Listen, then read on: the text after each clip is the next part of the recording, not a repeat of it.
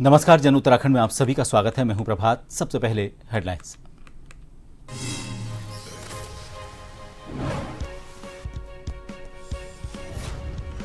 CM Dhami Delhi के रण में दिल्ली के मोतीनगर और शालीमार बाग विधानसभा क्षेत्र में जनसभा को किया संबोधित। आम आदमी पार्टी सरकार पर साधा निशाना।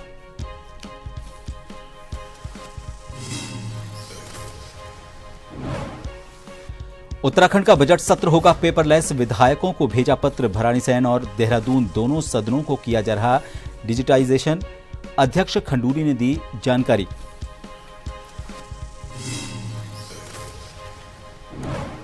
रुड़की में खानपुर विधायक उमेश कुमार के समर्थकों पर लाठीचार्ज। समर्थकों को रोकने के लिए कार्रवाई। लक्सर जाने से रोक रही थी पुलिस।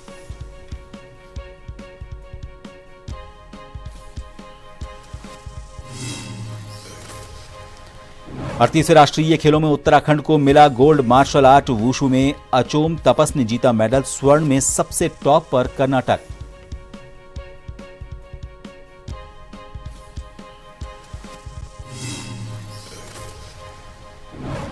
और उत्तरकाशी में भूकंप से कांपी धरती। 6 दिन में 9 बार भूकंप आने से लोगों में दहशत का माहौल। 2.07 रही तीव्रता।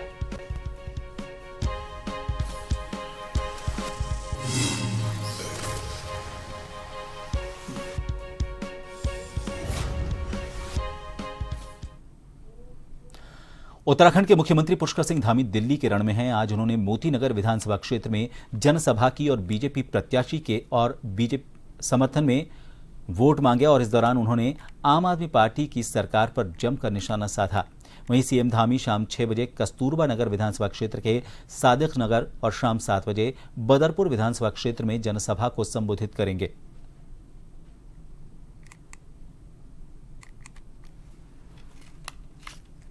और यमुना जी में जहर घोलने का झूठ फैला रहे हैं। वास्तव में दिल्ली की फिजाओं में नफरत और भ्रम का जहर घोलने का काम किया है। इनके घोटालों की लिस्ट इतनी लंबी हो गई है कि अब कांग्रेस भी इनके आगे छोटी लगने लगी है। अगर शराब घोटाला, दिल्ली जल बोर्ड का घोटाला, फर्जी लैब का घोटाला, शीश महल घोटाला, बस खरीद का, राशन कार्ड का, क्लासरूम का, पैनिक बटन जैसे अनेक घोटाले करके इन्होंने भ्रष्टाचार किया। ये लोग देश तोड़ने, लूटने और धोखा देने की राजनीति में आए हैं भाइयों बहनों। इनके पाप यहीं तक सीमित नहीं है। ये तो सनातन धर्म और राष्ट्र के खिलाफ खुली साजिश रचने वाले हैं। उत्तराखंड विधानसभा अध्यक्ष रितु खंडूरी ने अपने शासकीय आवास पर पत्रकार वार्ता को संबोधित किया। उन्होंने कहा कि आगामी बजट के लिए विधानसभा तैयार है। उन्होंने कहा कि इस बार हम भराड़ीसैंण और देहरादून दोनों सदन को डिजिटाइज कर रहे हैं। उन्होंने कहा कि गैरसैंण के भराड़ीसैंण में काम पूरा नहीं हो पाया है और इस वजह से वो सरकार से अनुरोध कर रहे हैं कि सरकार बजट को भराड़ीसैंण करने के बजाय देहरादून में कराए। उन्होंने जानकारी देते हुए बताया कि इस बार विधानसभा सत्र पूरी तरह पेपरलेस किया जाएगा और इसके लिए देहरादून विधानसभा पूरी तरह तैयार है। उन्होंने कहा कि पेपरलेस बजट सत्र के लिए सभी विधायकों को पत्र भेज दिया गया है, जिसके लिए ट्रेनिंग को कहा गया है। उन्होंने कहा कि कम से कम पेपर का इस्तेमाल करने की कोशिश इस बार के सत्र में की जाएगी।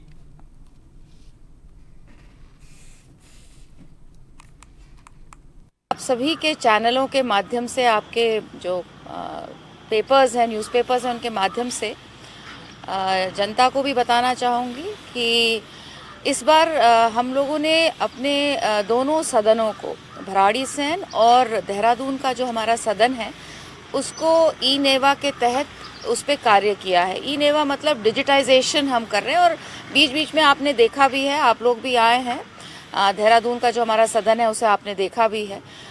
उसमें हम डिजिटाइजेशन का और प्रयास कर रहे थे कि हम पेपरलेस। उत्तराखंड में चल रहे 38वें नेशनल गेम्स में आज वुशु 60 से 70 किलोग्राम पुरुष वर्ग में बिहार के शुभम कुमार ने सेमीफाइनल में पंजाब के खिलाड़ी को हराकर फाइनल में अपनी जगह बनाई। यहां तक पहुंचने के लिए और इस गेम को जीतने के लिए किस तरह की मेहनत करनी पड़ी, इन्हीं सब बातों को लेकर हमारे संवाददाता शैलेंद्र कुमार पांडे ने शुभम कुमार से खास बात की। अभी हम राजधानी देहरादून के महाराणा प्रताप नगर स्टेडियम मौजूद हैं। अभी वुशु का सेमीफाइनल समाप्त हुआ है। हमारे साथ बात करने के लिए वुशु के जो बिहार के प्लेयर हैं, उन्होंने सेमीफाइनल जीत लिया है, कल फाइनल में लड़ेंगे। कैसा रहा कंपटीशन? बहुत बढ़िया रहा। बहुत मेहनत किया था सर जी इसके लिए। कई दिनों मतलब डाइट पे रहना और अभी वेट कम करना है, रात को 2-3 बार रनिंग करना और रात को 3 ही घंटे सोया था वेट कम करने की वजह से, तो तभी भगवान की कृपा से फाइट निकल गया जी। जब आप लोग यहाँ कंपटीशन के लिए आते हैं तो किस तरह की तैयारी करते हैं और कितना टफ होता है ये? बहुत ही टफ होता है। हम लोग सालों से 2 मिनट फाइट के लिए जीत और मेहनत करते हैं। कई बार कुछ नहीं लग पाता है, इस बार भगवान की कृपा से लग गया जी। बहुत मेहनत किए थे, दिन रात मतलब सुबह शाम प्रैक्टिस, डाइट, अच्छी नींद लेना, बहुत डिसिप्लिन में रहना रहता था। अभी आप जो सेमीफाइनल खेले, पंजाब के प्लेयर थे, उनको हराए, कितना टफ रहा जो कंपटीशन था? टफ रहा, मेरे से थोड़ा बहुत बलवान था, मैं वेट कम किया था बहुत, फिर भी अरे क्या हो रहा जी। कल फाइनल है, उसके लिए आप क्या तैयारी करेंगे? कल भी बस वही है, वेट कम करो, फाइट वेट दो और फाइट लड़ो। चलो, हमारी शुभकामनाएं तुम्हारे साथ है। जी जी। अभी हमारे साथ वुशु के विजेता, सेमीफाइनल के विजेता शुभम कुमार हैं, जिन्होंने अभी सेमीफाइनल जीता है। कल इनका मुकाबला फाइनल के लिए होगा। अपने सहयोगी आकाश के साथ मैं शैलेंद्र कुमार पांडे, जन टीवी, देहरादून। लक्सर में जाते समय खानपुर विधायक उमेश कुमार के समर्थकों पर लाठीचार्ज हुआ है। समर्थकों को रोकने के लिए लाठीचार्ज किया गया। भारी संख्या में उमेश कुमार के समर्थक लक्सर की तरफ जा रहे थे। यहां पहले से ही मौजूद पुलिस बल ने उन्हें रोकने की कोशिश की। नहीं रुकने पर पुलिस को यह कदम उठाना पड़ा।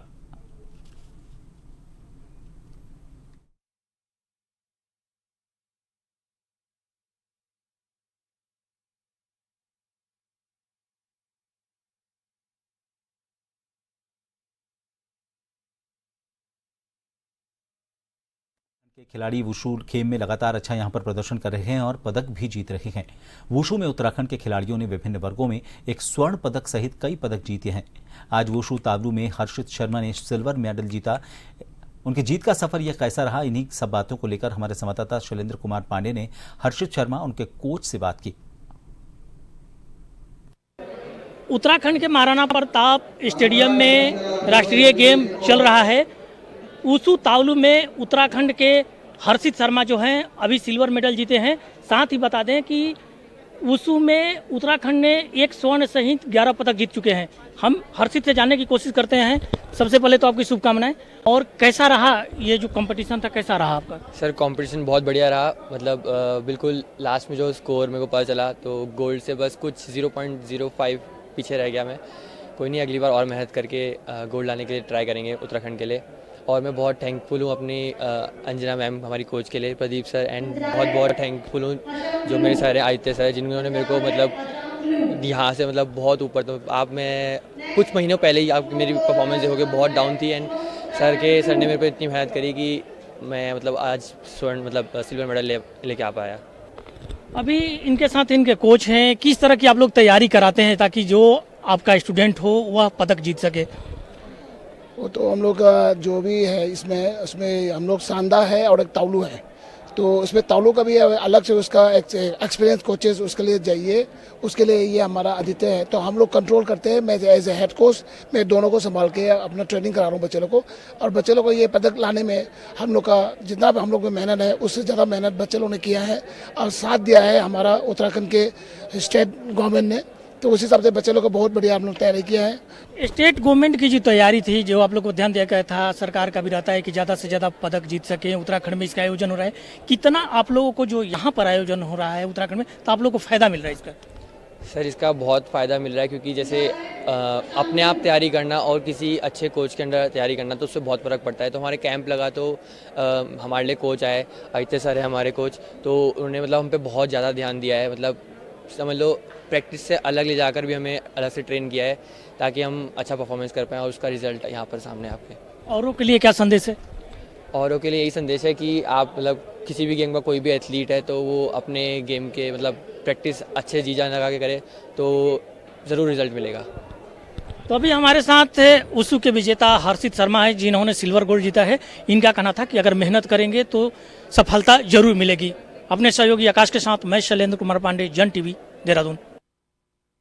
खानपुर विधानसभा क्षेत्र से निर्दलीय विधायक उमेश कुमार और पूर्व विधायक कुंवर प्रणव चैंपियन के बीच का विवाद थमने का नाम नहीं ले रहा है। पिछले दिनों कुंवर प्रणव सिंह चैंपियन के पक्ष में गुर्जर समाज की महापंचायत के बाद खानपुर विधानसभा क्षेत्र में सर्व समाज के लोगों ने विधायक उमेश कुमार के पक्ष में पंचायत करने का फैसला किया था। इसमें शामिल होने के लिए विधायक उमेश कुमार अपने विधानसभा क्षेत्र में जाने वाले थे, लेकिन देहरादून से निकलते वक्त लच्छीवाला टोल प्लाजा के पास पुलिस ने कानून व्यवस्था का हवाला देकर विधायक उमेश कुमार और उनकी पत्नी को रोक दिया। फिलहाल विधायक उमेश कुमार और उनकी पत्नी ने खानपुर विधानसभा क्षेत्र में सर्व समाज के इकट्ठा हुए लोगों से शांति बनाए रखने की अपील की है। मेरी आप सभी से अपील है कि जो लोग पहुंच भी गए हैं लक्सर खानपुर विधानसभा, वो लोग शांति बनाए रखें। मैं खादर के लोगों से भी कहना चाहता हूं कि आप भी शांति बनाए रखें। जिस तरीके से आप हमेशा अतिथि देवो भव पर कायम रहें, ऐसे ही आगे रहें। जो लोग आए हैं उनके साथ कोई अभद्रता ना करें, और जो लोग क्षेत्र में पहुंच चुके हैं वो लोग भी शांति बनाए रखें। किसी को अपमान करने की, किसी बिरादरी का अपमान करने की, किसी पर आपत्तिजनक बात कहने की बात ना करें, क्योंकि मैं नहीं चाहता कि उमेश कुमार पर कोई ऐसा दाग लगे, लोग ये कहें कि उमेश कुमार के कारण कोई दंगा हुआ या कोई फसाद हुआ। तो मेरी हाथ जोड़ के सभी से अपील है, सभी बिरादरी से, सर्व समाज से, कि उत्तराखंड देवभूमि जिस चीज़ के लिए जानी जाती है उसके लिए हमेशा जानी जाए, और ये ना हो कि एक विधायक के कारण यहाँ पर कोई अराजकता फैली थी, कोई विवाद हुआ था। आज एक सर्व समाज की बैठक थी और उसमें सब लोग इकट्ठा हो रहे थे, सिर्फ ये विरोध करने के लिए कि उमेश जी की वाइफ माता जी को बहुत गलत शब्द जो बोले गए उनके खिलाफ, उसके खिलाफ एक विरोध था, बस इतना था। उसके लिए हमें जाने नहीं दिया जा रहा है। आप देख ही रहे हैं क्या हालत है। पूरा हमारा ऑफिस भी, जबकि शांतिपूर्वक बैठक होनी थी, बिल्कुल शांतिपूर्वक होनी थी, सर्व समाज की बैठक, चर्चा होनी थी सिर्फ कि क्या किया जाएगा। एक ब्रेक के लिए रुकेंगे, आप बने रहिए जन टीवी पर।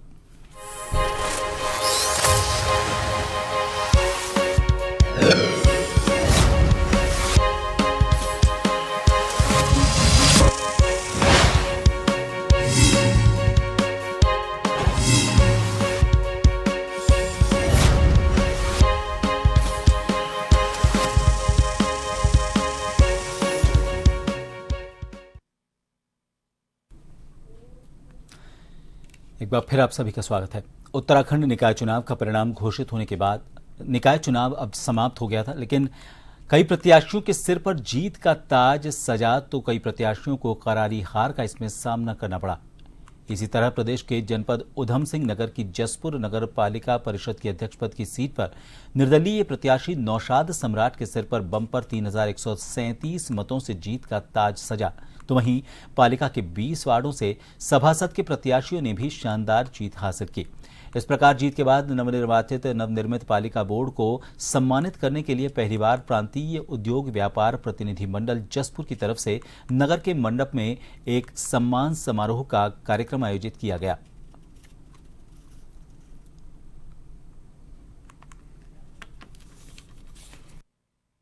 ऐसा जब से ये नवनिर्वाचित हमारा बोर्ड गठित हुआ था तो हम लोगों ने एक मंथन किया, क्योंकि व्यापारियों की काफ़ी समस्याएं रहती हैं। तो हमने ये पहल करते हुए कि हम सबसे पहले नवनिर्वाचित जो बोर्ड है उसको बुलाकर उनको सम्मानित कर अपनी मांगों को रखेंगे। मैं समझता हूँ कि इससे पहल करने से वो कहावत है ना कि जो पहले आया पहले पाया, तो हमारे व्यापार मंडल ने पहले ये करके सारे बोर्ड को सम्मानित करके अपनी मांग रखी है। हमें पूरी उम्मीद है कि बोर्ड हमारी मांगों को अवश्य पूरी करेगा। क्या हमने एक तो पार्किंग को लेके एक मांग रखी है, क्योंकि आजकल सभी शहरों में मल्टी स्टोरी पार्किंग की व्यवस्था चल रही है सरकार की तरफ से। हम चाहते हैं बोर्ड एक जमीन चिन्हित करके नगर पालिका की वहाँ मल्टी स्टोरी पार्किंग बनाए। जो व्यापार मंडल ने हमारे सामने अपनी मांग रखी है, जिसे हम बहुत जल्द से जल्द पूरी करने की इनकी वो करेंगे। क्या कहना चाहो? ऐसी पहल जैसी इन्होंने करी है, ये बहुत बढ़िया पहल करी है। ऐसी पहल पूरे शहर में अगर होना हर जगह तो बहुत बढ़िया लगेगा। शहर के लिए जो चेयरमैन बने हैं तो सबसे पहले विकास कार्य करेंगे। पार्क नहीं है जसपुर में, बोर्ड में एक टंकी की समस्या उठाई, पाइपलाइन की, 30 साल से वही पानी पी रहे हैं हम लोग। शिक्षा विभाग और सबसे पहले नशे को लेकर मंगलौर में मिट्टी के अवैध खनन को लेकर प्रशासन ने बड़ी कार्रवाई की है। इस कार्रवाई से खनन माफिया में हड़कंप मच गया है। आपको बता दें कि मंगलौर में खनन माफिया रात के अंधेरे का फायदा उठाकर राज्य सरकार को लाखों रुपए के राजस्व का नुकसान पहुंचाकर चांदी काट रहे हैं। वहीं ज्वाइंट मजिस्ट्रेट आशीष मिश्रा और तहसीलदार विकास अवस्थी सहित संबंधित अधिकारी भी मौके पर पहुंचे और अवैध तरीके से हो रही मिट्टी के खनन की माप करवाई गई। इस मौके पर ज्वाइंट मजिस्ट्रेट आशीष मिश्रा ने बताया कि मंगलौर क्षेत्र में अवैध तरीके से हो रहे मिट्टी के अवैध खनन की सूचना मिल रही थी, जिसका मौके पर निरीक्षण किया गया। वहीं संबंधित अधिकारियों की जिम्मेदारी भी तय की जाएगी। साथ ही संबंधित भूमि के व्यक्ति पर भी विधिक कार्यवाही अमल में लाई जाएगी।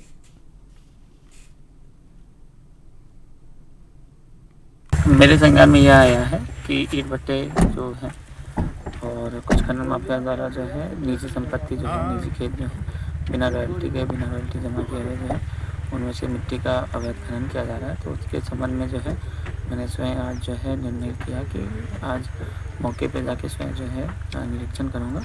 तो इसमें जिसकी भी जिम्मेदारी होगी, जिस भी अधिकारी की कानूनी स्तर पे या फिर पटवारी स्तर पे, उसकी जिम्मेदारी तय की जाएगी। और नापने के बाद जो है जो खेत मालिक हैं उनका भी सांठगांठ होता है खनन माफियों के साथ, तो उनके खिलाफ जो है जुर्माने की कार्रवाई की जाएगी। इसके साथ साथ जो हल्का लेखपाल है, हल्का कानूनगो है, तो उनके खिलाफ भी जो है शो कॉज नोटिस जारी किया जाएगा और एक डिसिप्लिनरी एक्शन भी ली जाएगी। टनकपुर की शारदा नदी से होने वाला खनन अब आत्मघाती कदम में तब्दील हो गया है। मांगे पूरी न होने से गुस्साए यूनियन अध्यक्ष ने आवेश में पेट्रोल पीकर आत्मघाती कदम उठा लिया। हालत बिगड़ने पर अध्यक्ष को उप जिला अस्पताल में भर्ती करवाया गया। यहां उनका उपचार किए जाने के बाद उन्हें अस्पताल से छुट्टी दे दी गई। इसके बाद उन्होंने खनन व्यापारियों के साथ मिलकर तहसील परिसर में फिर से धरना प्रदर्शन शुरू कर दिया। आपको बता दें, खनन निकासी 20 जनवरी से शुरू हुई है, लेकिन खनन व्यापारियों के हित प्रभावित होने का आरोप लगाते हुए यूनियन में खनन निवासी ठप कर आंदोलन का परचम लहरा दिया गया है।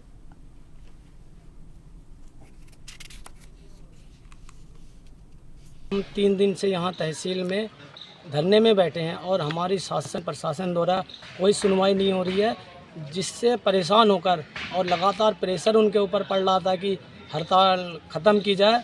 और यहाँ वहाँ पे आवेश में आके तो कल रात हमारे अध्यक्ष जी अमन ठाकुर जी ने आवेश में आके पेट्रोल पी लिया और जिसके तहत आज सुबह वो अच्छे खासे आए और यहाँ धरने पे बैठे। हालत गंभीर होने के कारण अचानक उनकी हालत गंभीर हुई, जिसके कारण हम लोग उन्हें उप जिला चिकित्सालय टनकपुर में लाए, जहाँ स्थिर उनकी होने के कारण हालत अभी फिर से वो धरने पर आ गए और शासन प्रशासन 3 दिन से हमारी कुछ नहीं सुन रहा है।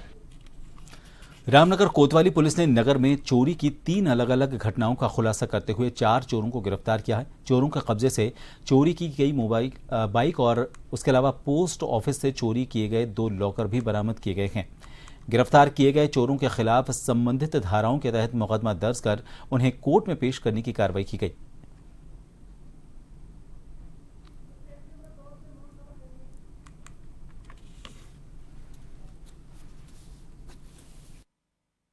रामनगर थाना क्षेत्र में अलग अलग चोरी की 3 वारदातों का हमारे द्वारा अनावरण किया गया है।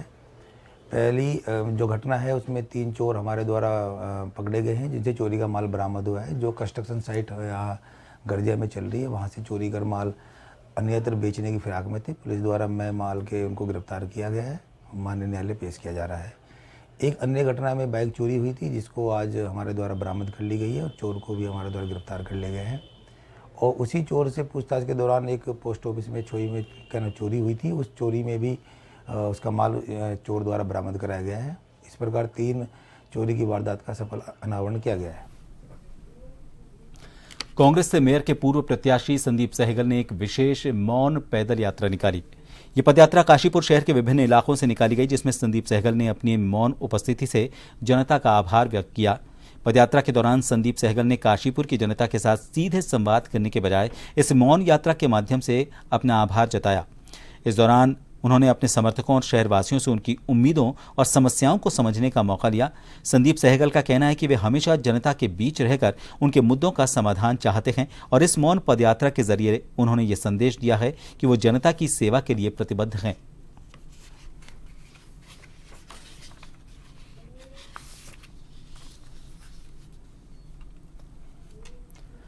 30 अप्रैल से शुरू हो रही चारधाम यात्रा को लेकर अभी से ही तैयारी शुरू हो गई है। यात्रा से जुड़े अलग अलग विभाग अपनी अपनी तैयारी को मुकम्मल रूप दे रहे हैं।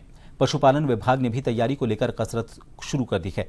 पशुपालन मंत्री सौरभ बहुगुणा ने बताया कि जिस तरह से उन्होंने केदारनाथ, यमुनोत्री और हेमकुंड साहिब में पिछली बार घोड़े और खच्चरों का पंजीकरण अनिवार्य करवाया था, इस बार भी वो यथावत रहेगा। उन्होंने कहा कि यात्रा के 2 महीने पहले हर गांव में जाकर घोड़े और खच्चरों का पंजीकरण कराया जाएगा। इससे अस्वस्थ घोड़े चारधाम पर यात्रियों की सुविधा के लिए नहीं लगाए जाएंगे, जिससे उनकी जान बच सकेगी। पिछली बार भी यही व्यवस्था की गई थी और बड़े पैमाने पर पशु हानि होने से बची थी। केदारनाथ यात्रा में पिछली बार भी जो हमने व्यवस्थाएं खड़ी करी थी, चाहे वो डॉक्टरों की हो, चाहे वो हमारे एलईओस की हो, चाहे वो हमारे सुपरवाइजिंग करने के लिए हमारे सीओ लेवल के ऑफिसर की हो, वो बहुत ही कारगर साबित हुई है। पिछली बार हमारी डेथ्स बहुत कम हुई, हमारे जानवरों का ध्यान रखा गया और उसी व्यवस्था को वापस रिपीट कराया जाएगा इस साल भी। डीएम के स्तर से और हमारे एनिमल हस्बेंड्री सचिव पुरुषोत्तम जी के स्तर पर हमारी मीटिंग्स लगातार हुई हैं और जो व्यवस्था पिछले साल हमने खड़ी करी थी वही व्यवस्था इस बार भी खड़ी होगी। जो हमारी टैगिंग की व्यवस्था है और जो हमारे रजिस्ट्रेशन की प्रक्रिया है वो हम 2 महीने पहले ही शुरू करेंगे। गांव-गांव हमारे छोटे छोटे कैंप लगेंगे, मेडिकल कैंप और रजिस्ट्रेशन कैंप, और ये इंश्योर किया जाएगा कि जो भी हमारा जानवर कमज़ोर है या तो घायल है या वो चोटिल है तो उसको हम रजिस्टर नहीं करेंगे और रजिस्ट्रेशन की प्रक्रिया लगभग 2 महीने पहले आप शुरू कर देंगे। कोतवाली रानीपुर क्षेत्रांतर्गत हरिद्वार पुलिस की बदमाश से मुठभेड़ हो गई। बदमाश ने पुलिस टीम पर फायर कर दिया, वहीं जवाबी फायरिंग में बदमाश के पैर में गोली लगी। मुठभेड़ में घायल बदमाश का नाम पंकज वाल्मीकि बताया जा रहा है, जो प्रवीण वाल्मीकि गैंग का सदस्य है। पंकज कुछ महीने पहले जेल में रामलीला मंच के दौरान दीवार फांदकर अपनी साथी राम कुमार के साथ फरार हो गया था। बदमाश 4 महीने पहले जिला कारागार हरिद्वार से अपने साथी कैदी राम कुमार के साथ भागा था। घायल बदमाश को जिला अस्पताल से एम्स ऋषिकेश के लिए रेफर किया गया। मुठभेड़ में कोतवाली रानीपुर, कोतवाली ज्वालापुर, एसटीएफ और एसओजी की संयुक्त टीम शामिल रही।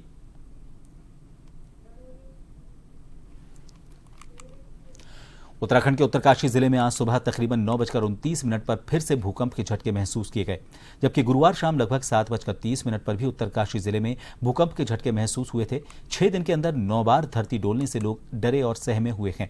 गनीमत रही कि किसी भी घटना में कोई जानमाल का नुकसान नहीं हुआ, लेकिन बार बार भूकंप के आने से लोगों में दहशत का माहौल है।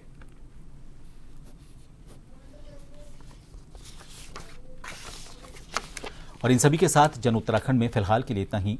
नमस्कार।